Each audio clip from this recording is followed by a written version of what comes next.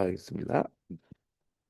네, 트니티 성경학교에 오신 여러분을 주님의 이름으로 환영합니다. 이번은 마지막 성문서 10번째 강의인데요. 오늘은 전도서와 아가서를 다루도록 그렇게 하겠습니다. 먼저 오늘 요절 말씀 함께 외우도록 하겠습니다. 전도서 7장 14절 말씀인데 함께 하겠습니다. 시작. 형통한 날에는 기뻐하고 공고한 날에는 되돌아 보아라. 이 두 가지를 하나님이 병행하게 하사 사람이 그의 장래일을 능히 헤아려 알지 못하게 하셨느니라. 아멘. 예, 우리 트리니티 또 낮에 반 또 저녁 반을 또 온라인으로 수강하시는 분, 또 멀리 플로리다에서도 함께하는 우리 성도님, 다시 한번 환영하고 여러분 수고 많으셨습니다. 자, 오늘은 전도서하고 아가서를 다룰 텐데요. 유대교에서는 절기가 중요합니다. 5개 중요한 절기가 있는데 5개 중요한 절기 책을 이렇게 묶어 놓은 책을 두루마리라고 메길로트라고 그렇게 말합니다. 아가서는 그래서 그 절기에서 6월절에 읽고요. 룻기는 칠칠절, 우리가 오순절이라고 말하는 그 칠칠절에 읽고요. 그다음에 애가는 아비벌에 성전 파괴일에 읽고요. 전도서는 초막절에, 그리고 에스더는 불임절에 읽습니다. 그래서 오늘 공부한 전도서하고 아가서는 메길로트에 포함된 책인데요. 초막절과 유월절 행사에 사용해서 공동 우리 읽기를 하는 그런 책입니다. 먼저 전도서를 보시면 전도서는 인생의 그 의미를 탐구하는 지혜서이죠. 왜 세상이 허무한지, 사람이 허무 문제를 어떻게 극복할지 우리가 바라볼 수 있는 관점을 줍니다. 다음에 아가서는요, 가장 심오한 그 사랑의 문제를 다루고 있는데 아가서가 표현이 굉장히 직설적이고 선정적이잖아요. 왜 이 성경책이 성경에 들어가 있는지, 어떤 교훈을 말하고 있는지 우리가 함께 공부해 보도록 하겠습니다. 전도서는 여러분 예상하셨겠지만 노년에 쓴 지혜서입니다. 솔로몬이 어, 젊을 때는 설레는 마음으로 술람미 여인과 사랑을 노래했고요. 그러니까 아가서는 젊을 때 쓴 책이라 그렇게 보고 중년이 돼서는 아들에게 여자를 조심하라고 훈계했어요. 잠언서죠. 이제 죽을 날이 가까우니까 노년의 눈으로 인생 전체를 보면서 교훈을 전달한 책이 전도서입니다. 이게 그냥 전통적인 생각이에요. 근데 저자 문제는요. 솔로몬의 자손 중에 하나가 전도서를 썼을 수도 있고요. 어떤 무명의 작가가 솔로몬이나 또 어떤 그 페르소나를 사용해서 썼을 수도 있다라는 사실이죠. 확실한 것은 인생의 말년에 과거를 돌아보면서 회교한 내용이 전도서라는 사실입니다. 이 전도서에 나오는 화자는 둘인데요. 제목과 후기에서는 3인칭 화법을 사용하고 있습니다. 여기에서 저자, 그리고 편집자의 목소리를 반영하고 있고요. 근데 본문은 전도자의 목소리를 반영하는 1인칭 화법으로 진행을 합니다. 제목과 후기는 그렇게 되지만은 3인칭이지만은 이 본문은 1인칭 화법이에요. 전체 구절을 보면은 제목에서 우리가 볼 수 있듯이 이 전도자의 말을 소개하고요. 본론에서는 전도자의 말을 하고 후기에는 다시 저자가 정리하는 식이에요. 보시면 1장 1절은 다윗의 아들 예루살렘 왕 전도자의 말씀이라 이렇게 나오고요. 서로는 전도자가 이르되 헛되고 헛되니 모든 것이 헛되도다. 결론도 마찬가지고 전도자가 12장 8절에 이르되 헛되고다 모든 것이 헛되도다. 후기도 전도서 12장 9절부터 13절까지 하나님의 경외하고 그 명령을 지킬지어다 이것이 모든 사람의 본분이니라 이렇게 말하고 있습니다. 본론은 어, 1장 12절부터 6장 9절까지 헛되어 바람을 잡는 것이로다. 후렴구를 보면 알 수 있죠. 6장 10절에서 8장 17절도 후렴구를 보면 능히 알아내지 못하리로다. 그다음에 9장 1절에서 11장 6절에 알지 못함이니라 라는 말이 반복되어 있습니다. 그다음에 11장 7절에서 12장 7절은 우리가 전도서에서 가장 유명한 너는 청년의 때에 너의 창조주를 기억하라 라는 그런 내용이 나오고 있습니다. 그래서 전도서의 구조를 그렇게 살펴보시면 될 것 같고요. 자, 전도서는 헛되고 헛되다. 삶의 주제를 시작해서 왜 헛된지 또 이 헛된 삶에서 어떤 의미와 가치를 가지고 살아야 할지에 대해서 가르치고 있습니다. 전도서에 헛되다라는 단어, 헤벨이라는 단어가 38번이나 등장하거든요. 헛되다라는 것은 숨, 연기, 수증기 뜻을 가지기도 해요. 안개라는 뜻이 있는 거죠. 모든 인생사가 헤벨이라는 것은 이 세상은요, 안개 같다, 연기 같다, 일시적이다. 그걸 얘기하는 거예요. 동시에 수수께끼 같다. 잘, 뭐, 파헤치기가 힘들다라는 거죠. 그 전도서를 보면 뭔가 염세적인 분위기 책일 거라고 선입견을 가지기가 쉬워요. 헛되고 헛되며 헛되고 헛되니 모든 것이 헛되다. 이 말만 기억나거든요. 헛되다라는 말이 5번이나 반복되고 있어요. 우리가 전도서의 저자를 코헬렛이라고 부르거든요. 코헬렛은요, 모으는 자라는 뜻이 있습니다. 사람을 모은다는 뜻일 필요는 없고 금원집이나 사상집을 모아서 하나의 격언 몸으로 만드는 사람 지칭하는 편집자죠. 그러니까 모아서 편집하는 거죠. 자기 경험을 가지고 인생에 대해서 말을 합니다. 내가 했다. 내가 이렇게 살아왔다. 내가 경험했다. 내가 추구해봤다. 이렇게 말하죠. 그러니까 이 전도자의 이야기는 추상적인 공론이 아니라 경험을 바탕으로 편집한 거를 모은 거라는 거죠. 그는 돈도 많이 모아봤고 권력도 누려봤고 남에게 뒤지지 않을 만큼 지혜를 가진 사람이기도 해요. 하지만 자기의 경험을 냉철하고 차분하게 돌아본 다음에 이게 헛되다. 모든 것이 헛되다. 이렇게 말합니다. 마치 무대 위에 올라가서 자신이 행한 모든 걸 사람들에게 보여준 다음에 그것이 사실은 아무것도 아니라고 말하는 것과 똑같아요. 사실 체제에 반항하는 것처럼 보이죠. 사실 현실에 있는 데 그대로 보여주는 거거든요. 착하게 산다고 더 잘 사는 것도 아니고요. 죄를 짓는다고 해서 꼭 벌을 받는 것도 아니에요. 사람들이 가장 중요하게 생각하는 것들, 예컨대 돈이나 명예나 권세나 지혜 같은 것들이 우리 삶의 영원성을 보장해 주지 못합니다. 그렇기 때문에 우리에게 스스로를 속이지 말라고 해요. 우리가 그렇게 소중히 여기고 애착하는 것들이 사실은 안개 같은 것들이라는 거예요. 헛되다라고 번역된 헤벨, 다시 말하자면 수증기, 안개라는 뜻이라 그랬죠. 안개는 해가 떠오르고 바람이 불면 어떻게 돼요? 흩어지죠. 여러분 캘리포니아 특히 북가주는 안개로 유명하죠. 골든게이트 있는 근처를 가면 항상 안개가 껴 있어요. 안개가 뭐예요? 지속될 수 없다라는 것의 은유적인 표현이죠. 여러분 세상에 만연한 악에 대해서 보면 사람들이 눈을 부릅뜨지 않아요. 뭐 세상은 의뢰 그런 거다 그렇게 말하죠. 모든 일들에 대해서 하나님의 심판이 있다란 말 하긴 하지만 왠지 시원하지 않죠. 세상의 이치를 다 알고자 하지만 그건 알 수 없는 것이다. 안개 같다. 세상의 모든 지혜를 추구해 보지만 결국 죽음이라는 한계 앞에 멈출 수밖에 없다. 많은 업적을 남겼지만 그것은 덧없는 굴레에 지나지 않는다.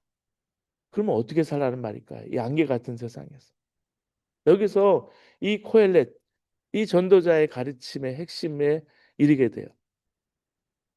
우리에게 인생의 모든 것이 모순임을 받아들이라고 말하고 있어요. 그러니까 이해할 수 없다고 낙심하지 말라는 거예요. 어제의 우방이 오늘의 적이 되는 게 우리 현실입니다. 어제의 기쁨이 오히려 더 큰 슬픔의 씨가 되는 경우도 많아요. 삶의 일관성이 없어요. 뒤죽박죽인 것처럼 보여요. 이 코엘렛 전도자는 모든 것이 다 잘 될 거라는 말로 우리를 위로하지 않아요. 냉혹해요. 리얼리스트예요. 현실을 그대로 드러내요. 결국 우리에게 제시하는 건 뭐냐면 겸손하게 한계를 인정하라는 거예요.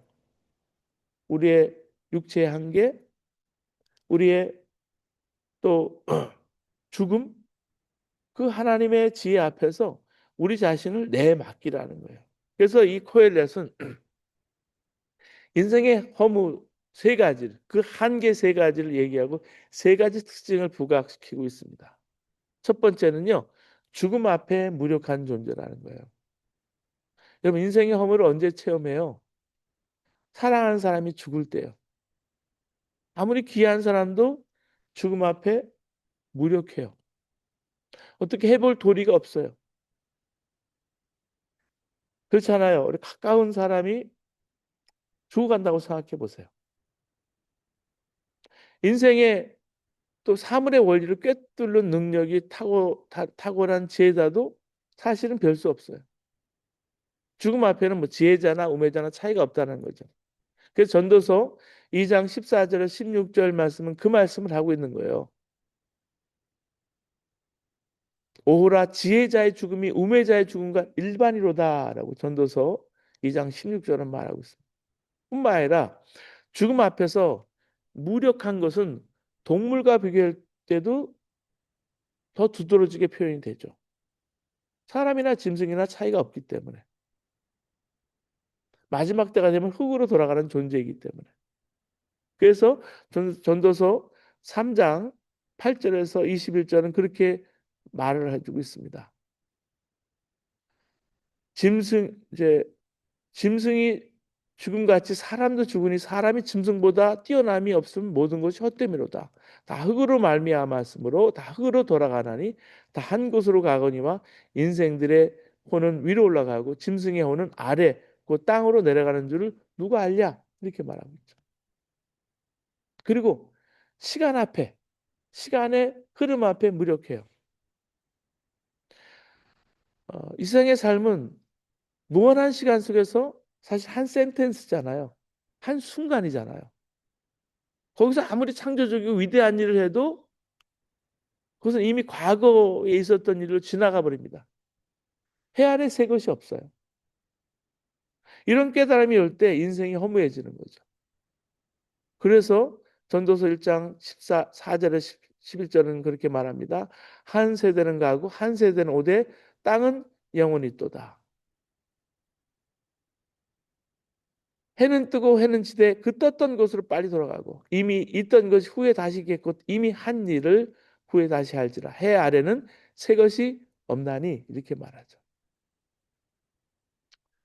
뛰어야 벼룩이라는 말이 있죠. 자기 딴에는 사람들 눈에 뛰기 위해서 열심히 뛰지만은 벼룩이라는 거죠. 자, 시간과 공간을 창조하신 하나님 보실 때 인생이 그와 같다라고. 그래서 하나님이 인간이 되셨다라는 게 놀라운 거죠. 사람이 개미가 됐다. 뭐 말도 안 되는 얘기지. 근데 하나님이 이 무한한 시간 앞에 창조주 하나님께서 시간을 만드신 하나님께서 사실 하나님 앞에 시간은 천년이 하루 같고 하루가 천년 같다 그러죠.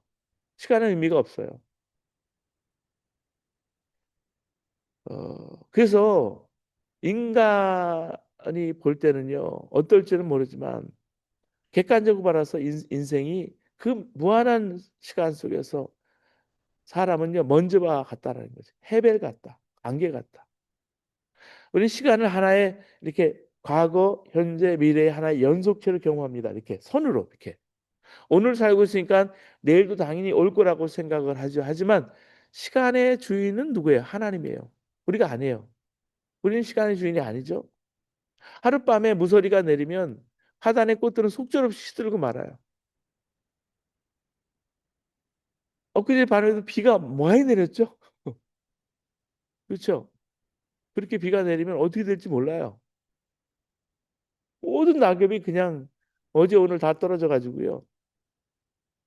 하나님의 기운인 숨이 우리 속에 머물 때 우리는 살지만 그 숨을 하나님이 거둬 가시면 우리는 정든 모든 걸 두고 떠나갈 수밖에 없어요. 떠날 수밖에 없어요. 사실은 그 몇십 년 차이죠. 네. 아쉽죠. 참 아쉬워요. 어, 하나님의 뜻이 어디 있을까? 우리는 참 많이 생각해요. 인생이 참 헛되다는 생각을 많이 하죠. 이 전도서도 마찬가지예요. 세상의 모든 것 위에 붙여진 헛됨이라는 찌끼를 본 거예요. 우리가 애착하는 것들도 한순간에 안개처럼 흩어질 수 있는 것들.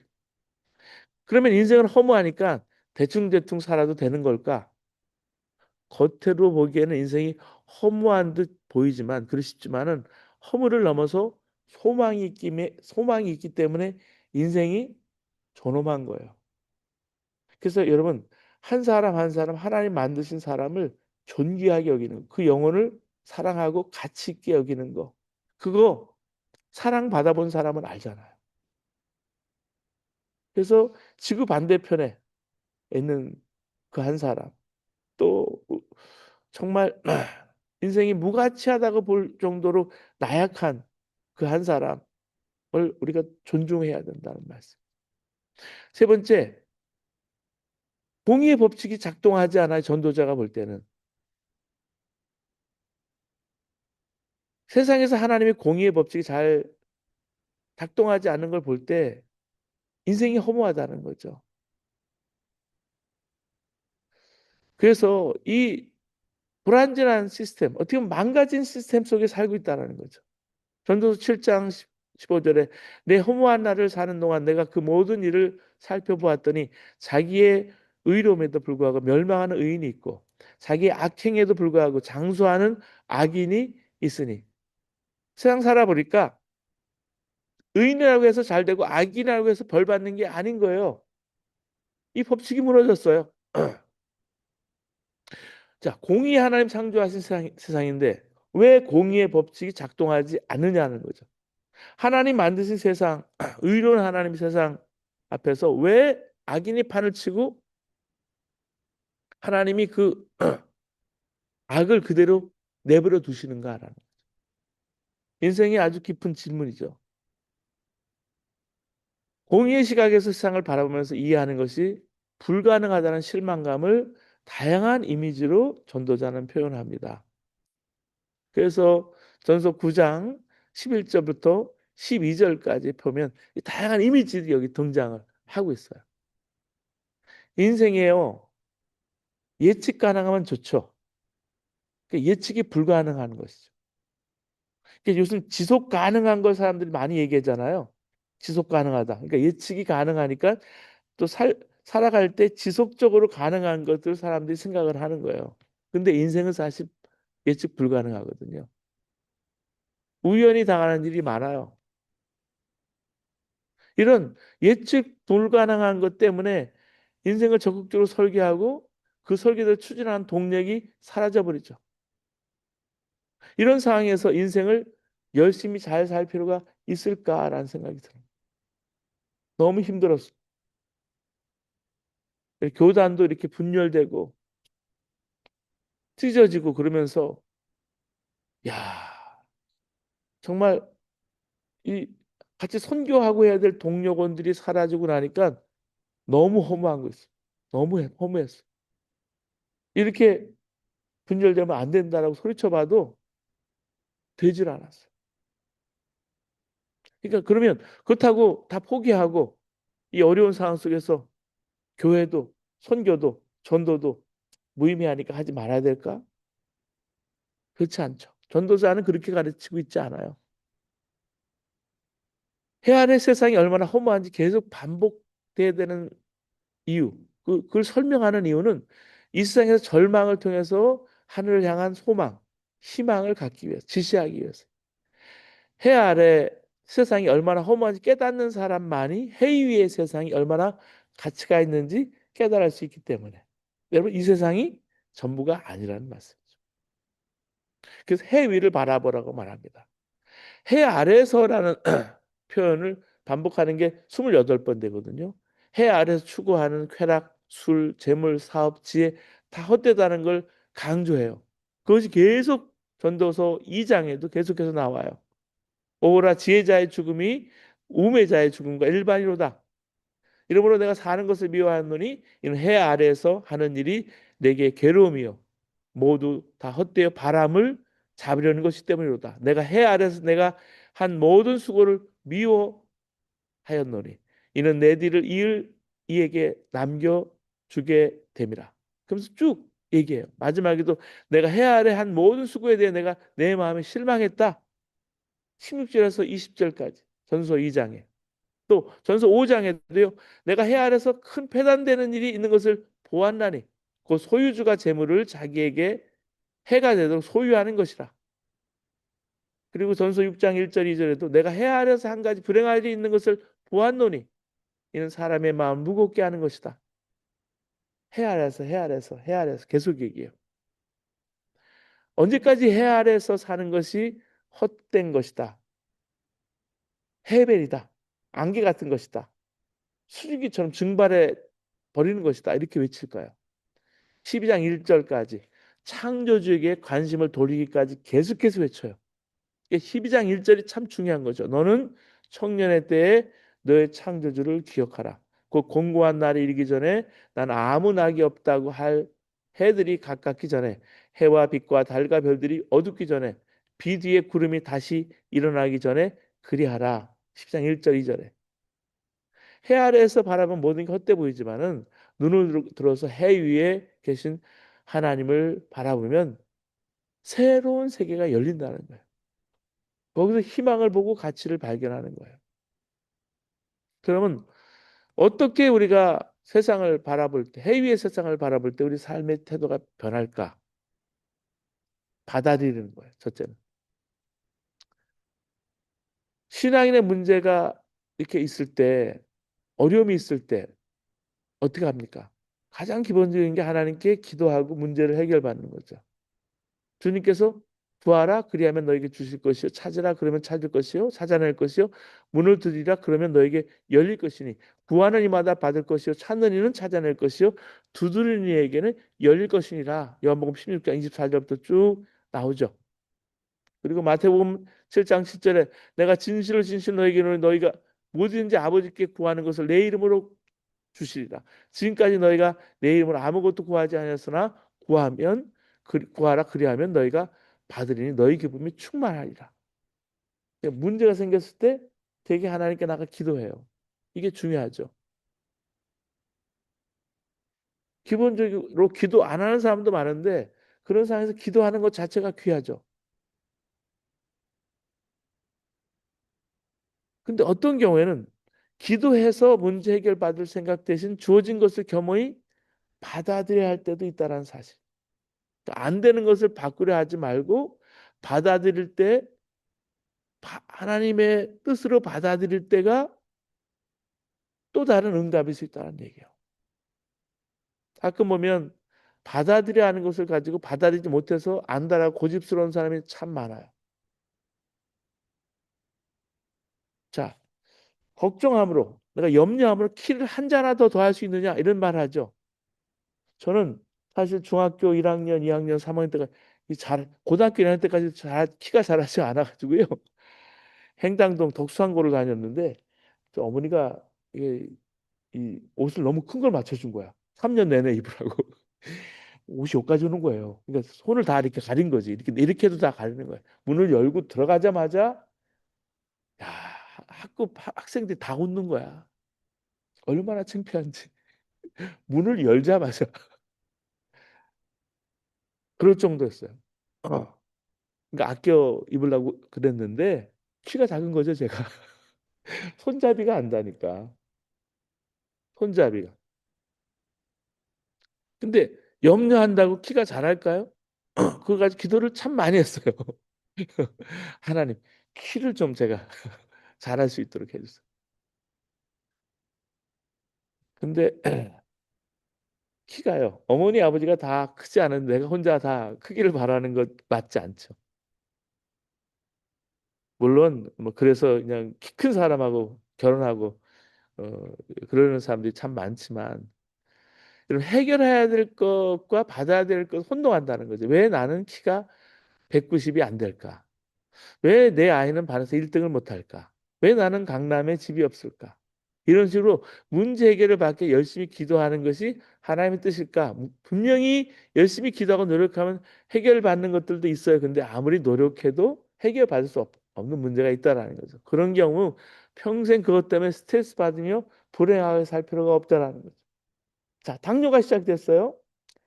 당뇨가 제가 시작이 됐는데 이 약을 먹어야 되는데 이게 쉽지가 않아요. 이게 저희 아버님이 당뇨 합병증으로 나중에 돌아가셨기 때문에 당이 커요. 근데 어머니도 당이 생겼더라고요. 아, 이게 장모님 쪽 당이 너무 큰 거예요. 당이.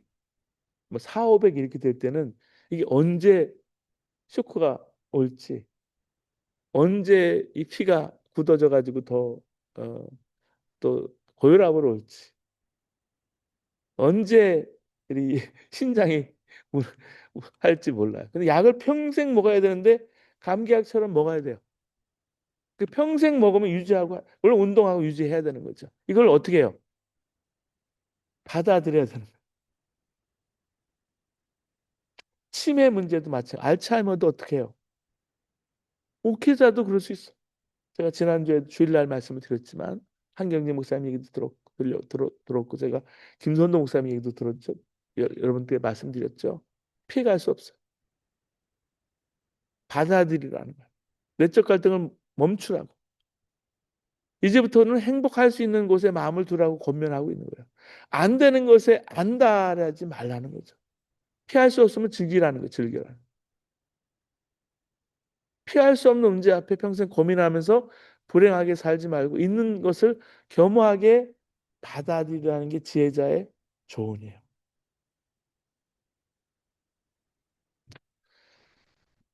이 삶의 지혜가 담긴 것이 전도서 6장 10절입니다. 이미 있는 것은 무엇인데 오래전부터 그의 이름이 이미 불린 바 되었으므로 사람이 무엇인지도 이미 안 바 되었나니 자기보다 강한 자와는 능히 다툴 수 없느니라. 여기서 자기보다 강한 자 하나님을 말하고요. 하나님과 다투지 말라는 것이죠. 다투면 불행해진다는. 하나님께서 행하신 일을 보라. 하나님께서 굽게 하신 것을 누가 능히 굽게 하겠느냐. 형통한 날에는 기뻐하고 공고한 날에는 되돌아보아라. 이 두 가지를 하나님 병행하게 하사 사람이 그의 장래일을 능히 헤아려 알지 못하게 하시느니라. 전도서 7장 3절 4절이에요. 하나님 굳게 하신 것을 굳게 펴기 위해 고민하지 말고 장래일을 걱정하면서 안달하지 말고 하나님께서 주신 것을 있는 그대로 받아들이라는 거예요. 지금 제가 잘 아는 박미선이라는 개그맨 코미디언 자매가 있어요. 제가 이 자매를 한 두 번 광님께 초대해서 간증을 하게 한 적이 있어요. 왜냐하면 그 당시 인기가 너무 좋고 너무 재밌어요. 웃겨요. 근데 이 자매에게 최근에 암이 찾아왔어요. 암이 찾아와서 키모를 봤는데 머리가 다 없어진 거죠. 그 유키즈 언더 블럭에 나왔더라고요. TV 프로그램에 나왔는데 꼭 보세요 한번. 이번 주에 아마 나온 것 같아요. 그래서 거기 나와서 자기 삶의 이야기를 진솔하게 하는데 제 아는 후배하고 아주 친해요. 그래서 그 자매를 항상 이렇게 데려오고 같이 만나고 그렇게 했는데 만나보면 그렇게 웃기거나 이렇지 않아요. 참 이렇게 차분하고 재미 이렇게 있어요. 그런데 제가 이홍렬 씨도 처음 교회 나오게 할 때 이홍렬이라는 개그맨도 나오게 하고 했는데 여러분 그렇게 코미디언 개그맨들도 자기 죽음을 받아들여야 할 때가 여러분 있는 거예요. 근데 자기 삶의 질병도 그대로 받아들여야 될 때가 있다라는 거죠. 그래서 하나님 앞에 정말 받아들일 줄 알아야 행복한다는 말씀. 그래서 그 여러 가지 상황 속에서 그 키모를 이겨내고 나는 승리하는 그런 모습을 보고 계속해서 기도하게 됩니다. 우리도 마찬가지. 저나 우리 주변에 그것이 원치 않는 손님처럼 다가온다 할지라도 감사하고 받아들이고 즐길 수 있어야 한다는 말씀입니다. 어, 그래서 감사하며 즐긴다는 표현이 나오죠. 해 위에 계신 하나님 바라보면서 일상을 보는 눈이 띄는 거죠. 그전에 보이지 않는 것들이 보이기 시작해요. 그러면 일상 하나하나가 하나님의 선물임을 깨닫게 돼요. 오늘의 시간이 하나님께 주신 선물인 거예요. 제가 교통사고가 집안에 네 번이나 나가가지고 저 엘리야 기도원이라는 데 가서 기도를 하는데요. 얼마나 기도를 했는지 몰라요. 금식하면서 기도했어요.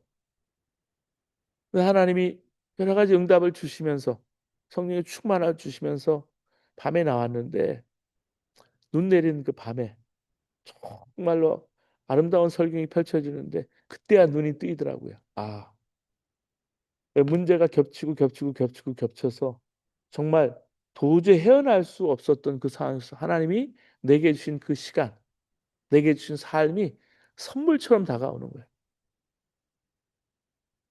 그러니까 마음에 게으름이 없어지더라고. 감사하고 즐기게 되는 거예요. 그 어려움 속에서도. 선물을 받고서 어디 안전한 곳에 잘 모셔두면 안 되겠죠? 현재의 순간은 한 번밖에 없는 귀중한 선물이기 때문에 그 선물을 받은 사람은 감사하며 즐길 줄 알아야 돼요. 오늘 이 시간도 마찬가지. 이런 시간이 여러분과 이렇게 만나서 사실은 모르겠어요. 소형 공부하기 좋은 환경과 뭐 여러 뭐 이런 게 아니에요. 그렇잖아요. 근데 감사한 거예요. 그냥 즐길 줄 아는 거죠. 전서 3장 13절을 말합니다. 사람들이 사는 동안에 기뻐하며 선을 행하는 것보다 더 나은 것이 없는 줄을 내가 알았고 사람마다 먹고 마시는 것과 수고함으로 낙을 누리는 그것이 하나님의 선물인 줄도 또한 알았도다. 일상에서 기쁨을 누리라는 교훈을 배경으로 하고 있어요. 하는 일마다 잘 되고 일도 의미가 있어서 범사에 감사할 수 있는 상황에서 감사할까? 아니죠.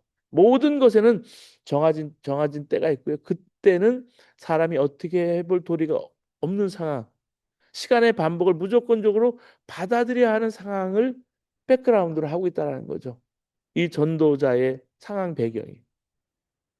그래서 범사에 기한이 있고 천하만사가 다 때가 있나니 날 때가 있고 죽을 때가 있고 심판할 때가 있고 심은 것을 뽑을 때가 있고 이 때에 대해서 쭉 나오잖아요. 세상에 일어나는 모든 일은요. 과거의 무한 반복이에요. 특별히 세울 것도 없고 사람이 관여해서 크게 바꿀 수 없는 지루한 자연 질서죠. 이런 상황 속에서 해 아래 사는 사람과 해 위를 바라보며 사는 사람의 태도는 완전히 다른 거예요. 해 아래 사는 사람은 허무한 거예요. 모든 것이 허무하기 때문에. 어떻게도 바꿀 수 없는 반복된 시간 안에서는 아무 인생의 의미를 찾을 수가 없습니다. 그냥 곱게 폭 숙이고 침울하게 암울하게 살 수밖에 없죠. 근데 해 위를 바라보는 사람에게는 시간의 반복이 단순 반복이 아니라 하나님의 눈길과 손길이 담겨지는 귀중한 개별적인 시간입니다. 흐르는 시간 속에서 하나님 내게 주신 특별한 시간이 있다라는 거죠. 그걸 하에스 게시테라고 말하는데 하나님의 일반적인 역사적인 시간 속에서 하나님 내게 특별하게 해주시는 하나님의 은혜의 시간이라고 보는 거예요. 그 시간의 반복 속에서 무수한 그래서 하나님의 선물이 거기 담겨져 있는 거예요. 그래서 전도서는 해 아래서를 계속 언급하다가 마지막에 창조주 하나님을 기억하라 하고 언급하면서 눈길을 돌리고 있는 거예요. 너는 청년의 때에 너의 창조주를 기억하라 이렇게. 무한히 반복되는 시간 하나님의 선물이라면 이 선물을 감사하는 마음으로 즐기는 것이 하나님의 뜻이라면 우리는 오늘이라는 시간을 즐겨야 한다는 사실. 이 전도서의 저자인 코엘렛은요. 세상의 모든 것이 다 바람을 잡는 것처럼 헛되다, 덧없다 이렇게 말하고 있습니다. 세상 사람이 사랑하는 돈, 명예, 학식, 권력, 봄날의 긴 꿈처럼 속절없다 이렇게 말합니다. 세상에서는요, 알 수 있는 일보다 알 수 없는 일이 더 많이 일어나고 있거든요. 세상에 부조리로 가득 차 있어요. 그러면 그럴 만한 세상에 가치가 없다는 것일까? 그렇지 않아요. 이 코엘렛 전도자는 허무주의자가 아니에요.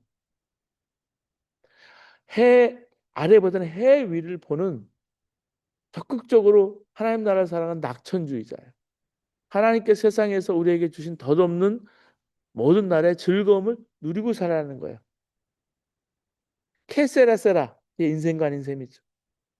이 말은 세간의 오해처럼 네 멋대로 내 멋대로 살 테니까 참견하지 마라. 캐싸라싸라. 그게 아니고요. 일어날 일은 일어나고야 말 테니까 미래에 대해서 너무 걱정하지 말고 지금 한껏 재밌게 살자. 고난. 이게 달라요. 저 따라해주세요. 예수 믿고 즐겁게. 예수 믿고 즐겁게. 적극적으로 예수 믿고 즐겁게. 내일은 걱정하지 말라는 주님의 가르침에 세속적인 번역판이라고 할까요? 케세레세라. 하나님께서 주신 일상의 것을 생각해 보시기 바랍니다. 건강, 가정, 시간, 능력, 친구, 물, 공기, 산, 바다 당연한 거잖아요. 무엇인 당연한 것으로 여기지 말고 하나님의 선물로 받아들이자. 당연한 것은 없어요. 오늘 감사하고 오늘 즐기는 거예요. 저는 저의 가장 젊은 날을 여러분과 함께 하고 있어요. 응? 그렇죠? 마찬가지잖아요. 우리의 가장 젊은 날을 이 시간에 보내고 있는 여러분과 함께 하고 있어요. 그러니까 너무 예뻐요. 여러분 한 분 한 분이 너무 귀하고 예쁘고 내 옆에 있는 것 자체가 깜짝깜짝 놀래 주일날. 내가 이런 귀한 분들하고 같이 있네? 이렇게 신앙생활 하네? 행복하다? 그래요. 저는 그래요. 그래서 여러분 행복하셔야 돼요. 행복하셔야 돼요. 어떤 사람은 평생 미래를 위해 준비하느라 오늘 불만족스럽게 살아요. 돈도 막 그렇게 살아요. 근데 가만 보면요. 돈을 쓸만할 때 다 나이가 그렇게 들거든요. 그러니까 오늘 쓰셔야 돼, 오늘.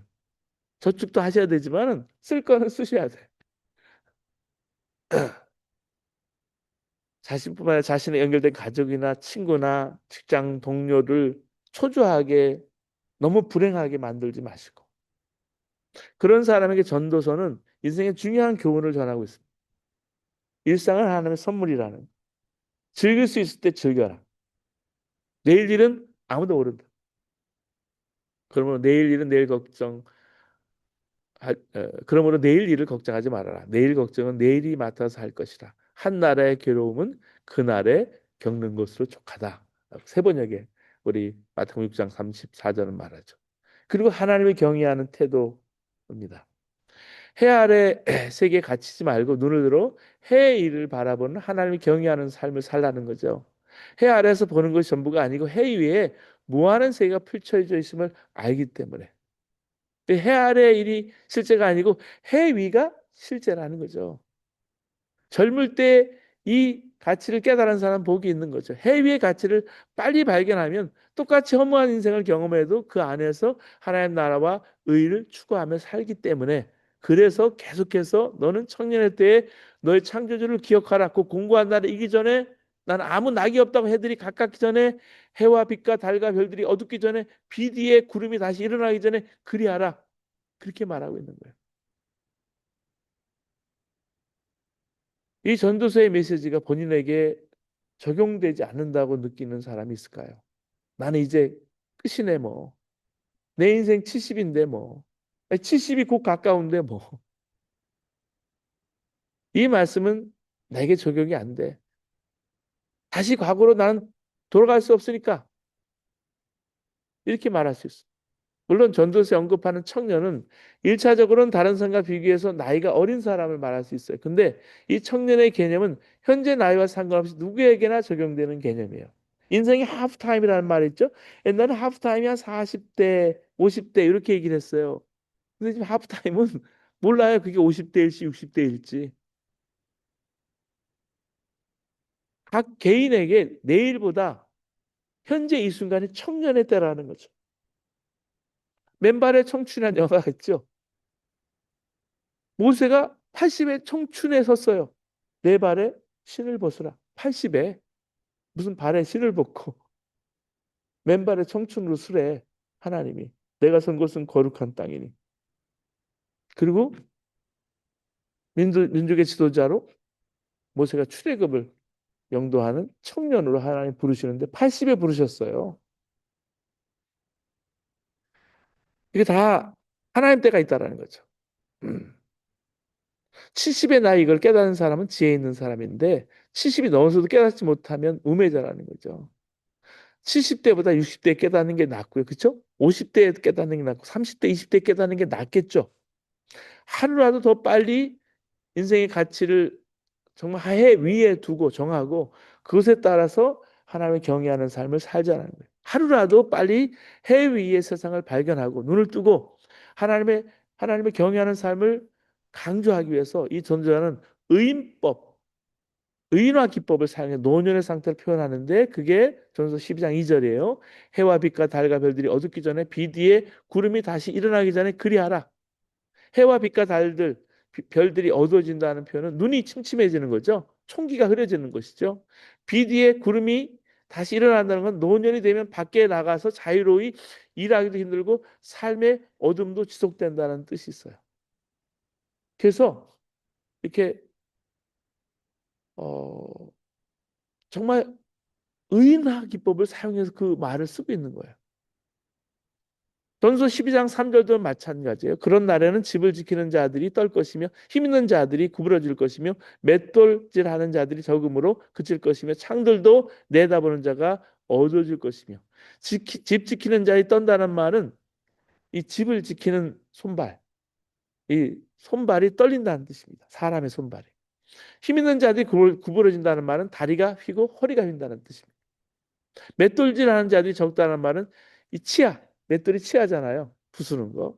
치아 수가 줄어들어서 음식을 제대로 씹지 못하게 된다는 뜻이 있습니다. 창들로 내다보는 자가 어두워진다는 말, 눈이 어두워진다는 그런 뜻이 있는 거예요.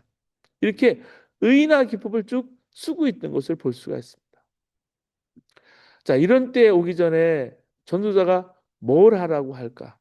창조주 하나님을 기억하라는 거예요. 청년에 따라 할 수 있는 일. 오늘 바로 이 순간에 창조주 하나님을 경외하고 하나님을 경외하는 삶을 시작하라는 거예요. 그러니까 연세 많은 분들이 우스갯소리를 한다는 거죠. 내가 10년만 젊었어도 10년만 젊었으면 어떻게 하겠다는 말일까? 10년만 젊어져서 방종의 삶을 살고 육체의 정욕을 채우려고 그러려고 그런 말을 하는 걸까?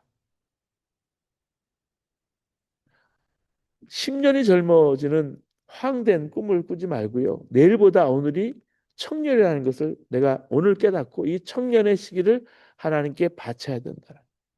인생의 가장 중요한 토막이 어째인지는 몰라요, 사람이. 그렇잖아요. 근데 그때를 하나님께 드릴 수 있을 때 그 청년일 수 있는 거예요. 여러분 그렇잖아요. 되게 40대, 50대일 수도 있고요. 20대, 30대일 수도 있어요. 근데 정말 가을처럼 이렇게 정말 진해져서 우리 삶의 60대, 70대, 70대를 정말 하나님께 드릴 수 있다면 그것도 청년인 거죠. 이게 뭐 농담처럼 하고 있죠. 노후를 무료하게 보낸 사람이 친구와 함께 목욕탕에 들어가서 농담을 했다죠. 성욕도 가고 무력도 가고 명예욕도 가고 목욕만 남았네. 근데 아는가? 언젠가 목욕 또 갈 날이 온다. 목욕도 싫고 먹는 것도 싫고 잠자는 것도 싫은 날이 온다라는 거죠. 정말 하나님 위해 뭔가를 하고 싶어도 하기가 그때는 힘들다라는 거죠. 오늘 내가 오늘 창조자를 기억하고 오늘 하나님을 경외하는 그때가 청년했다라는 거죠. 그걸 창조자가 기억하라고 창조자를 기억하라고 전도서는 조언하고 있는 거예요. 하나님이 오늘이라는 선물 주신 까닭은 투덜거리고 빈둥거리고 화를 내라고 주신 것이 아닐 겁니다. 이 코엘렛 전도자는 우리에게 모든 게 헛되니까 우울하게 살라고 하지 않아요. 오히려 오늘 즐겁게 살라고 하고 있습니다. 여러분 전도서 11장 7절에서 이제 12장 2절에도 보면 이렇게 말해. 빛을 보고 산다는 게 즐거운 일이다. 해를 보고 산다는 것은 기쁜 일이다. 이렇게 말하거든요. 물론 어두운 날도 있고 슬픈 날도 있고 고통의 날도 있어요. 하지만 삶은 기본적으로 기쁨이에요. 얼마 전에 무지개를 찾아 다니시나요? 그 찬양을 불러주셨는데 너무너무 좋았어요. 어두운 날도 있고 슬픈 날도 있고 고통의 날도 있어요. 근데 기본적으로 기쁨이에요. 근데 이런 기쁨을 누리지 못하게 하는 것이 뭡니까? 부유함이죠. 이 역설적으로 사실이에요. 북방에서 온 사업가는 남방의 어부가 자기 배 곁에 들어놓아서 빈둥빈둥 담뱃 하나 빨고 있음을 보고서 어처구니가 없었어요. 왜 고기잡이를 안 가시오? 오늘 목숨 넉넉히 잡아놨죠. 필요한 것보다 더 잡으면 더 많이 잡으면 되지 않소? 그렇게 해서 뭘 하게요? 그래서 돈을 벌 수 있죠. 그 돈으로 당신 배에 알맞은 발동기를 살 수 있고 그러면 더 깊은 데로 가서 고기를 더 많이 잡을 수 있고 그러면 돈을 더 많이 장만해서 나일론 그물을 갖출 수 있고 그러면 더 고기를 많이 잡을 수 있고 그만큼 돈을 많이 벌게 되죠. 얼마 안 가서 어선 두 쪽도 살 수 있겠고. 그러다가 어쩌면 거대한 어로 함대까지 거느리게 될지도 모르죠. 그렇게 되면 당신도 나처럼 큰 부자가 되는 거예요. 그러고는 또 뭘 하죠? 그러고는 편안히 앉아 쉬며 삶을 즐길 수 있죠. 그러자 어부는 흐뭇한 미소를 지으면서 물었습니다.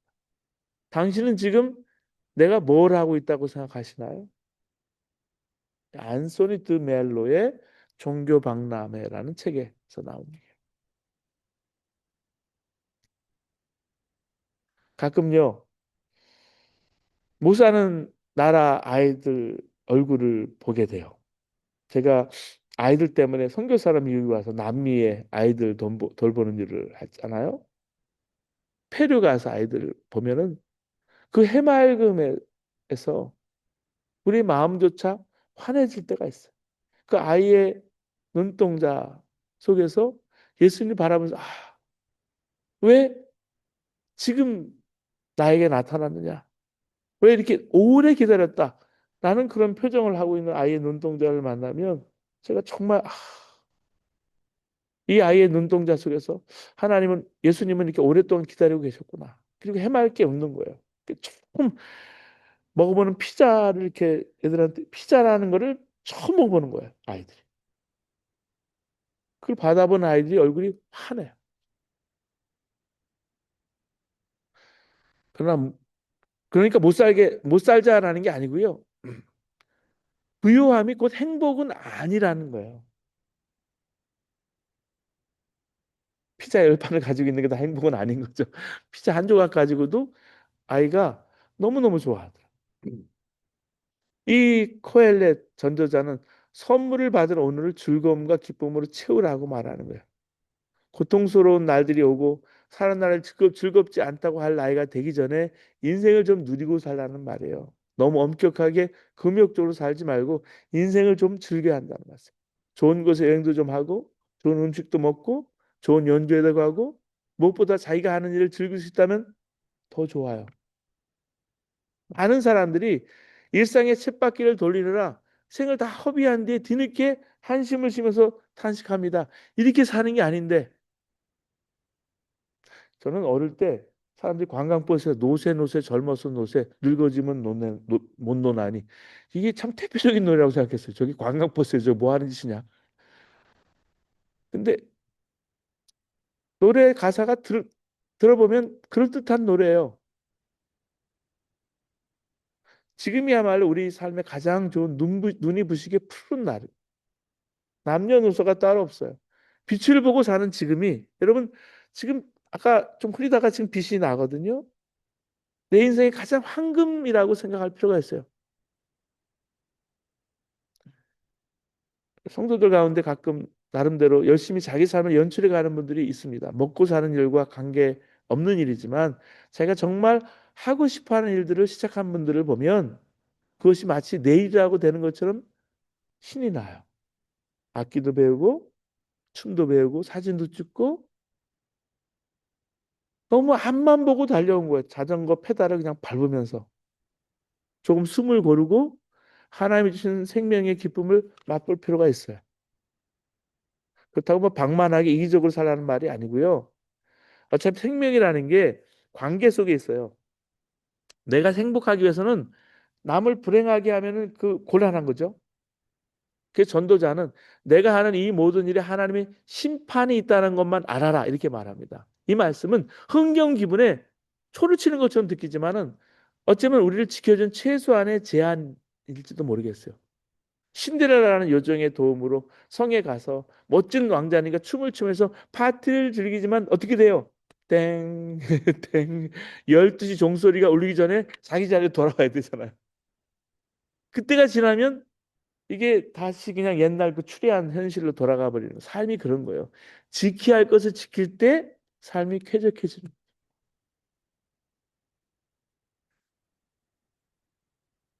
그래서 성경은 예를 들어서 가르치기도 하고 이런 부정적인 예를 들어서 가르치고 긍정적인 예를 들어서 가르치기도 하는데요. 이 전도서는 주로 부정적인 예를 들어서 가르치는 방법을 사용하고 있습니다. 해 아래 세상의 가치를 두고 살면 허무에 빠져서 절망할 수 없게 하는 사실을 보여줘요. 그럼으로써 우리에게 전도서를 코엘렛은 전도서를 읽는 독자에게 해 위의 세상으로 눈길을 돌리게 하는 거예요. 창조주를 기억하라. 하나님을 경외하라. 하나님을 두려워하라. 하나님을 사랑하라. 이게 전도자의 교훈이에요. 그래서 여러분 그렇게 우리가 우리 전도서를 바라보기를 원합니다. 자, 아가서로 넘어가겠습니다. 아가서가 성경에 들어온 이유가 어디 있을까요? 아가서는 시문으로 되어 있죠. 그래서 시가서로 분류하는 사람도 있어요. 어떤 경우에는요. 장르로 분류할 때는요. 근데 아가서를 지혜문학으로 분류를 했어요. 저희는요. 이 지혜문학에는 인간의 삶을 탐구하고 관조하는데 인간의 삶의 핵심 중에 사랑의 주제를 다루고 있기 때문에 우리가 지혜문학으로 넣었습니다. 아가의 히브리어 이름은 쉔 하슈림입니다. 글자 그대로 Song of Songs, 노래 중에 노래입니다. 히브리 문법에는 최상급이 없습니다. 최상의 의미를 전달하기 위해서는 반복해서 단어를 써요. 그래서 최고 왕을 표현할 때도 최고란 최상급 단어 사용하지 않고요. 왕 중에 왕. 높은 하늘을 표현할 때 최상의 하늘 이렇게 말하지 않고 하늘의 하늘. 성소 중에 성소. 솔로몬의 노래를 노래 중에 노래 표현하는 것도 역시 최상급인 거죠. 근데 여기에 보면 사람이 부를 수 있는 노래 중에 노래, 아름다운 노래라는 뜻인데 어떤 노래입니까? 남녀 간의 육체적 사랑으로 이해할 수도 있고요. 하나님과 영적 사랑으로 이해할 수도 있어요. 이 사랑의 개념은 유대 기독교 신앙의 핵심에서는. 근데 독자를 의아하게 만드는 책이라고 생각하는 면이 왜 그러냐면 영적인 내용, 하나님의 이름 이게 성경 본문에 나오지 않고 오히려 세속적인 이야기 내용들이 가득 차 있는 것처럼 보이거든요. 근데 왜 이게 성경이 됐을까? 개역 개정판 성경을 세심히 읽은 사람은 이 말에 동의하지 않을 수가 있죠. 개역 개정판 아가 6장 8장 6절에 보면 여호와라는 단어가 딱 한 번 등장을 하기 때문에 안 나오는 게 아니기 때문에 사랑은 죽음같이 강하고 질투는 수월같이 잔인하며 불길같이 일어나니 그 기사가 여호와의 불과 같으니 여호와의 불 표현이 나오죠.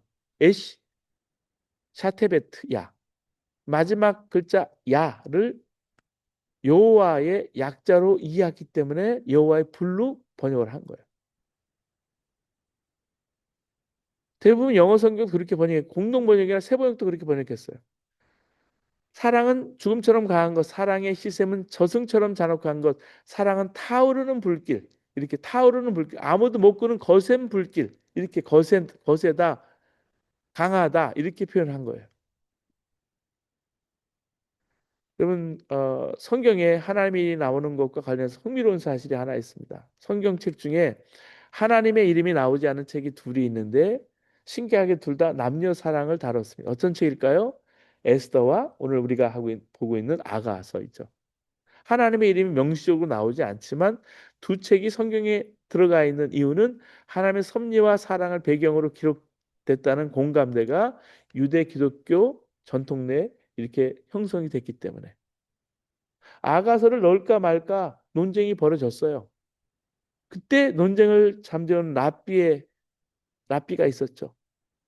2세기 초에 활동한 랍비 아카바인데요. 유명한 날 남겼습니다. 모든 성경은 거룩하지만 아가는 가장 거룩하다. Holy of Holies라는 말을 했어요. 그래서 이 Song of Song 아가는요. 사실 남녀 간의 사랑을 노래한 시예요. 시골의 전원세간을 배경으로 하고 있어요. 봄날에 펼쳐지는 아름다운 사랑 이야기를 전하고 있어요. 여러분 아가서를 읽으면 그런 의문이 여러분도 들 거예요. 어째서 이게 성경에 들어가 있을까? 18금이 되어야 될 것 같은 내용이 많고 너무나 하나님의 이름이 거의 등장하지 않는 세속적인 글로 보이는데 어떤 이유로 아가가 성경에 들어가 있을까? 개역 개정에서만 여호와라는 명칭이 거기 그냥 들어가 있는데 그래서 유대인들은 성인들만 아가서를 읽도록 했어요. 30세 미만의 유대 남자들은 결혼 생활에 성에 대한 입문서 같은 이 책을 읽을 수가 없었어요. 하나님은 결혼한 부부만을 위해서 온전한 기쁨을 설계해 놓으셨는데 이것에 대해서 왜곡된 부분을 교정하기 원하시는 거죠. 아이들이 잘못 읽으면 해가 되기 때문에. 유대인들이 아가서를 성경의 일부로 삼는 이유는 이것이 단순한 남녀 간의 사랑 이야기가 아니라 이스라엘 향한 하나님의 사랑 이야기, 하나님의 신적 사랑 이야기의 알레고리, 비유로 받아들였어요. 기독교에서는 이것을 교회와 하나님과의 사랑 이야기로 이해하고요. 더 나아가서 하나님과 개인의 영혼의 사랑 이야기로 이해해서 현재 우리 성경에 아가서가 들어가 있는 거예요. 그럼 아가서를 어떻게 읽어야 될까? 유대교와 기독교가 아가를 성경에 일부러 인정하는 것은 그 안에 담긴 영적인 의미를 인정하기 때문입니다. 우선 아가를 단순히 연인 간의 이야기로 읽을 수 있죠. 남녀 간의 육체의 사랑으로 볼 수 있어요. 근데 그렇게 정죄하지 않아요. 유대교나 기독교는 오히려 축복합니다. 자, 창세기 1장, 2장에 나오는 가르치는 대로 하나님의 주신 선물로 받아들이는 거예요. 이 인간의 성을요. 주신 선물을 감사히 받고 올바로 사용하면 된다는 말씀이에요. 그래서 아가는 그 선물을 그대로 있는 그대로 노래합니다. 그래서 육체적인 차원에 그치지 않고 영의 양식을 얻고자 하는 사람은 육적 사랑의 표현에서 신앙인의 지향의 영적 진리를 거기서 발견하는 거예요. 바로 하나님과 친밀한 교제, 하나님과 하나 되는 것을 가르칩니다. 그래서 신랑 대신 주님과 하나 되는 영적 순례 이야기로 보는 거예요. 그 초대와 중세 시대 신학자들이 아가스를 주로 이 알레고리 방법으로 읽었습니다. 알레고리라는 것은 문자적으로 읽지 않고 문자 뒤에 숨어 있는 영적 스토리로 읽는 거예요. 그러니까 비유로 해석을 하는 거예요. 이사야 5장에도 보면 알레고리 형식이 이렇게 나오죠. 나는 내가 사랑하는 자를 위하여 노래하되 내가 사랑하는 자의 포도원을 노래하리라. 내가 사랑하는 자에게 포도원이 있으며 심히 기름진 사내로다. 땅을 파서 돌을 제하고 극상품 포도나무를 심었도다. 그 중에 망대를 세웠고 그 안에 술투를 팠도다. 좋은 포도 맺기를 바랐노니 들포도를 맺었도다. 이사야 5장 1절에서 2절이죠. 문자적인 의미는 포도원 주인이 극상품 포도를 심고 그 포도나무가 최고의 열매를 맺을 수 있는 환경을 마련해 주었는데 추수 때가 보니까 완전 실망스러운 결과가 맛없는 포도가 아닌 맛없는 들포도가 열린 거예요. 이서 선지자가 이런 식의 문자적 의미를 전달하기 위해서 포도원 이야기를 왜 했을까? 문자 뒤에 숨은 영적 이야기를 전달하기 위해서 포도원 이야기를 한 거예요. 하나님께서 이스라엘에게 선한 열매를 기대하시면서 최상의 환경을 그렇게 마련해 주셨는데 나중에 보니까 그들이 악한 열매를 맺었다라는 거예요. 그리고 알레고리로 설명을 해주는 내용이 또 이사야 5장 7절에 나와요. 성경에 이런 알레고리가 있는데 아가도 이런 비유로 읽을 수가 있어요. 대표적인 게 1장 13절인데 나의 사랑하는 자는 내 품 가운데 몰약 향 주머니요. 한국 번역은 점잖게 내 품이라고 번역했지만 원래 의미는 내 두 유방. 나의 사랑하는 내 두 유방 사이에 몰약 향 주머니요. 영적 의미를 캐기 좋아하는 사람은 이 구절을 문자적으로 읽지 않고 알레고리로 읽죠. 그러니까 두 유방을 구약과 신약으로 모략 한 주머니를 신구약의 중심이신 예수 그리스도로 이해합니다. 그런 시각에서 보면은요. 영적 의미로 보면은 성숙한 신자는 이 구절에서 신약과 구약 중심은 예수 그리스도라는 진리를 발견하게 된다는 거죠. 그래서 이 아가서에 나오는 표현, 육체적인 사랑의 표현이 그리스도와 성도들의 영적인 사랑의 비유가 될 수 있다고 되게 그렇게 받아들인다는 말씀입니다. 많은 사람이 이런 시각으로 아가서를 읽고 이해하는 거예요. 그래서 여러분 이 아가서가 주는 교훈을 보시면 첫 번째 아가는 인간의 성은 하나님의 선물로 보는 거예요. 아까 말씀드린 것처럼 인간의 성경에서 성은 본질적으로 더러운 것이 아닌 거예요. 오히려 하나님의 창조 질서를 협력하는 선한 도구죠. 그 창세기 1장 27절 28절에도 보면 하나님께서 아담과 하와를 창조하시고 그 성을 통해서 인류가 생육하고 번성하게 하셨죠. 그리고 한국은 유교 문화의 그늘에서 몸과 관련된 성을 죄악시했습니다. 사람들은 밝은 곳에서 성을 즐기지 못하게 되니까 어두운 곳에 가서 성을 즐겼어요. 성을 하나님의 선물이 아닌 쾌락과 유흥의 수단으로 변질시켰다는 거예요. 몸은 하나님의 선물인 거예요. 성전인 거예요. 영으로만 아니라 몸으로도 하나님께 영광을 돌릴 수 있어야 된다는 말씀이죠. 그래서 몸의 필수 영역 중에 하나인 성을 통해서 하나님께 영광을 돌리라는 말씀을 우리 고린도전서 6장 19절, 20절 이렇게 하고 있습니다. 자, 이 창세기부터 중요한 성경의 주제, 이 성적 즐거움이 창조 세계의 질서라는 거죠. 창세기 2장 23절에 아담이 이르되 이는 내 살 중에 살이요 뼈 중에 뼈라. 그렇게 말하죠. 창세기 1장 28절에도 하나님이 그들에게 복을 주실 때 하나님이 그들에게 이르실 때 생육하고 번성하여 땅에 충만하라. 그래서 유대교에서는 금욕주의를 절대 지지하지 않습니다. 정상적인 부부 생활을 장려합니다. 기독교에서도 마찬가지. 기도를 위해서 잠깐 금욕하는 것은 가능해도 그것이 평소의 삶의 패턴이 되는 것은 장려하지 않는 거예요. 고린도서 7장 5절에 서로 분방하지 말라. 다만 기도할 틈을 얻기 위해서 합의상 얼마 동안은 다시 합하라. 저는 사역자 중에도 그래서 이 삶의 패턴을 무시하고 너무 금욕 생활로 빠지는 경우 어려워지는 경우도 저는 봤어요. 초대교회에 여러 이단들이 있었는데 에,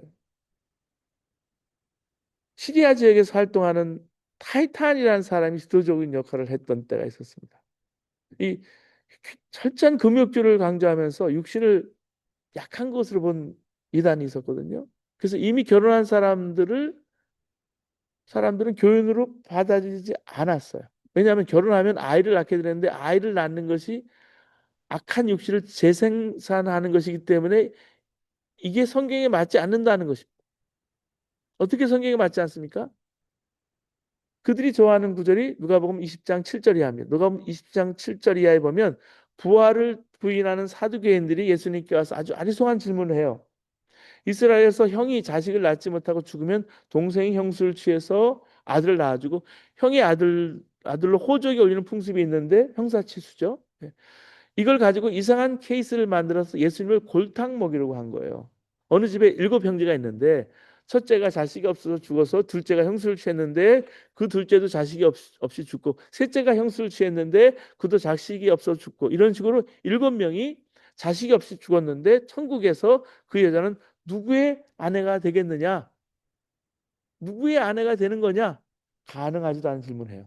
이때 예수님이 뭐라고 말씀하십니까? 천국에 가면 다들 천사와 같은 존재가 되기 때문에 천국에서는 이 땅에서와 같은 부부 관계가 없다. 7장 34절 36절에 누가복음 예수께서 이르시되 이 세상의 자녀들은 장가도 가고 시집도 가되 저 세상과 및 죽은 자들 가운데 부활함을 얻기 위해 합당히 여김을 받은 자들은 장가 가고 시집 가는 일이 없으며 그들은 다시 죽을 수도 없나니 이는 천사와 동등이요 부활의 자녀로서 하나님의 자녀입니다. 여기 보면 여기도 금욕주의 앵크리티스미 주목하는 구절이 35절인데 저 세상과 및 죽은 자 가운데 부활함을 얻기 합당히 여김을 받은 자들이라는 구절이 있습니다. 타이탄이라는 이단은요. 이것을 이미 천국에 들어간 사람들은 물론이고 현재 이곳에 사는 사람들 중에서도 앞으로 부활해서 천국에 들어갈 자격을 얻는 사람까지 포함을 시켜요. 그렇게 해석해요. 더 이상 시집 장가를 가지 않는 것은 천국에 있는 사람들에게만 적용되는 것이 아니라 현재 이 땅에 사는 참 그리스도인들에게도 그대로 적용이 된다고 이해했습니다. 그런 사람들은 이미 여기에서 천사와 같은 존재들이 됐기 때문에 결혼 생활을 할 수 없다라는. 그래서 요즘 이런 일환들이 많잖아요. 그렇죠?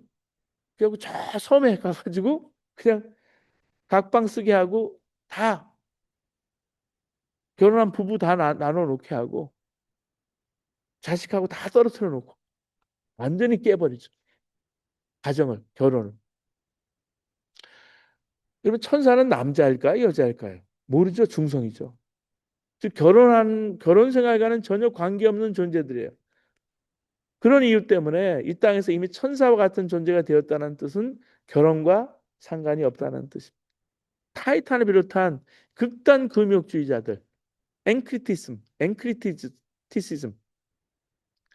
앵크라티즘이라고 얘기하는 이 극단 금욕주의자들을 추종하는 사람들은 육신을 악하게 봐요. 그렇기 때문에 육을 생산하는 결혼도 악하게 봐서 결혼한 사람들을 교인으로 받아들이지 않는 거예요.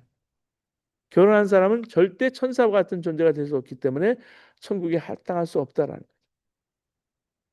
디모데후서 4장에 보면 양심의 화인 맞은 극단적 금욕주의에 대해서 언급합니다. 바로 이 극단적 금욕주의 말하는 거예요. 그래서 3절에 우리 전서 4장 3절에 혼인을 금하고 어떤 음식물을 먹지 말라고 할 터이나 음식물은 하나님이 지으신 바니 믿는 자들과 진리를 아는 자들이 감사함으로 받을 것이니라. 그러니까 성경의 가르침은 극단적인 금욕주의가 아닙니다.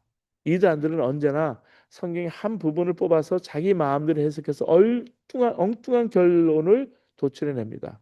성경은 물질 창조, 육신 창조를 선하게 봅니다. 하나님께 만물을 창조하시고 보시기에 좋았더라 말씀하세요.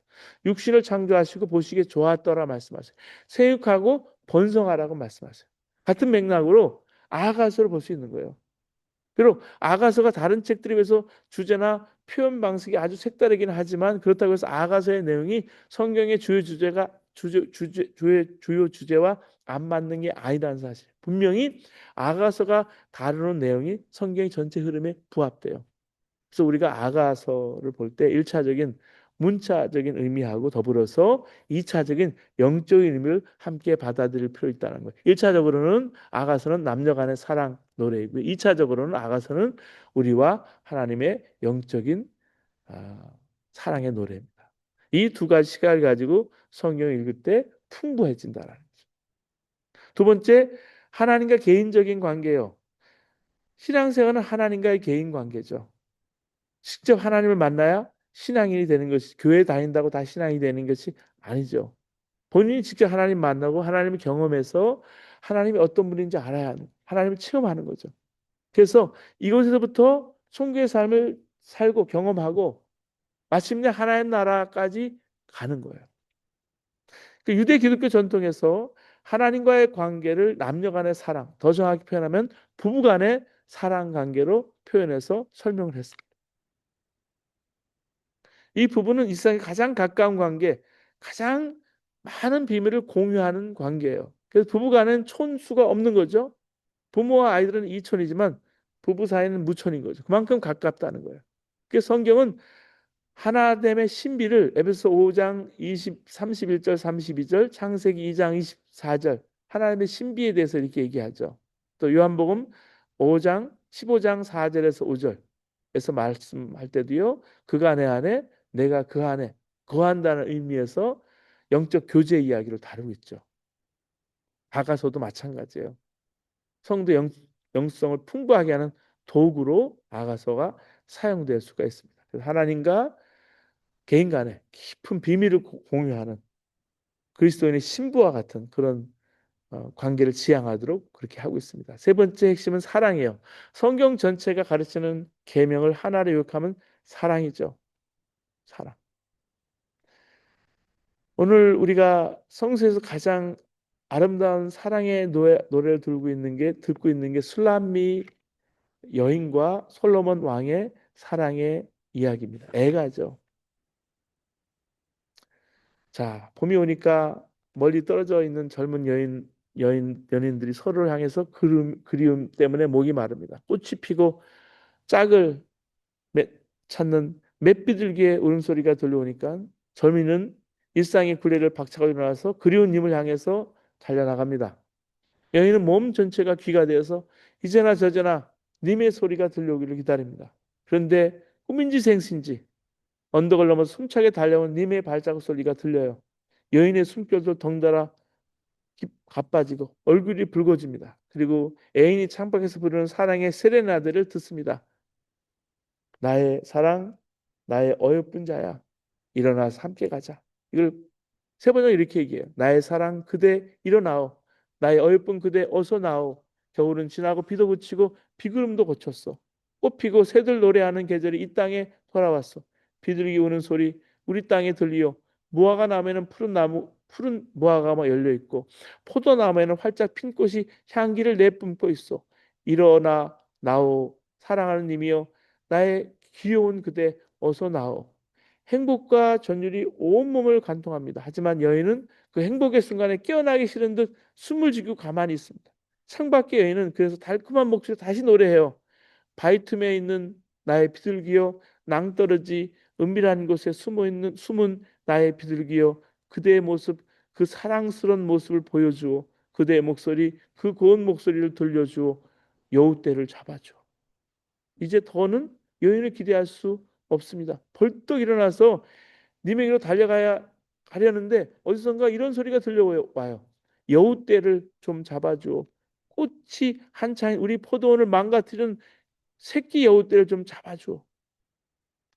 어쩌면 여인 속에 마음속에 일고 있던 두려움인지도 모르겠어요. 혹시 아름다운 그들의 사랑을 방해하고 해방꾼이 끼어들지 않았을까? 사랑나무에 꽃이 피 흥겨운데 작은 여우가 숨어 들어와서 그 사랑을 허물어뜨릴까 염려하는 거예요. 사람과 사람 사이 그리고 하나님과 사람 사이에 갈라놓은 작은 여우 다양한 모습으로 그게 다가와요. 여우는 변신에 능하잖아요. 자존심 내세우는 것, 신뢰 상실하고 시기심, 이기심, 무관심, 잘못된 욕망 이게 스며들면 사랑의 관계가 원망의 관계로 변하기 쉽습니다. 포도원을 망치는 여우는 님이 아니라 다른 것에 우리의 눈길을 돌리도록 만듭니다. 우리 영혼에 피어나는 아름다운 포도원을 망가뜨리는 여우를 잡아야 한다는 거예요. 아직 작을 때 여우를 잡는 방법은 알고 보면 참 쉽습니다. 먼저 님에게 마음을 집중하는 거예요. 님 아닌 것에 마음을 팔아서는 안 된다는 거죠. 결문지를 하면 관계가 무너지는 거예요. 하나님과의 관계 유지하기 위해서 늘 주님 바라보고 주님 앞에 살아야 합니다. 작은 여우는 우리의 눈과 귀를 세상에 기울도록 계속 유도하죠. 그래서 바울은 쉬지 말고 기도하라 공고합니다. 기도는 뭐예요? 하나님의 마음이라는 거울 앞에 우리를 비추는 거예요. 우리가 경험해 봤지만 그래서 우리 자신의 마음을 비춰서 내 삶의 템포와 방향을 하나님께로 돌리는 거예요. 기도하지 않는 영혼에는 여우가 깃들 수밖에 없다는 거죠. 그래서 여러분 여기에 나오는 것처럼 하나님과 우리 사이의 관계를 이렇게 표현해요. 근데 얼마나 아름답습니까? 성경은 하나님과 이스라엘의 관계를 부부 사이로 설명을 하면서 결혼식으로 보고 있습니다. 신의 사에서의 언약식을 결혼식을 보는데 서로에게 어떻게 충성하며 살 것인지 계약서에 사인까지 한 거예요. 그래서 이스라엘은 반복해서 남편은 하나님을 따라야 되는데 우상을 따르고 따라가요. 그러니까 마찬가지로 이 여우가 허무는 거죠. 영적 음행의 죄를 짓죠. 그게 대표적으로 호세아 음행하는 고멜의 모습을 통해서 우리가 성경에서도 볼 수 있는 내용입니다. 자, 구약 성경에는 이 아가에서의 사랑의 실비를 가지고 다루는 방식이 독특하다는 거죠. 구약의 다른 책들이나 신약 성경에서는 명령의 형태, 진술의 형태로 사랑을 가르쳤지만 아가서는 부부의 합일이라는 이 비밀, 신비 형태로 사랑을 가르칩니다. 최고의 신비는 인간의 논리적인 언어로 담아낼 수 없기 때문에 사선책으로 상징을 쓴 거예요. 비유를 쓴 거예요. 알레고리를 쓴 거예요. 최고의 신비인 사랑을 다룬 아가가 신구약 성경 한가운데 배치되어 있는 것은 우연이 아니다. 온 율법과 선지자의 중심 가르침 사랑을 애찬하는 아가가 성경 가운데 배치된 것은 하나님의 뜻이다. 계획이다. 기독교의 핵심은 사랑입니다. 사랑의 신비를 애찬한 거룩한 책, 이 노래 중에 노래 불렀듯이 여러분도 주님과 노래 중에 노래를 부르면서 주님과 깊이 사랑에 빠지는 이 가을 되시기를 주님의 이름으로 바랍니다. 기도하시겠습니다.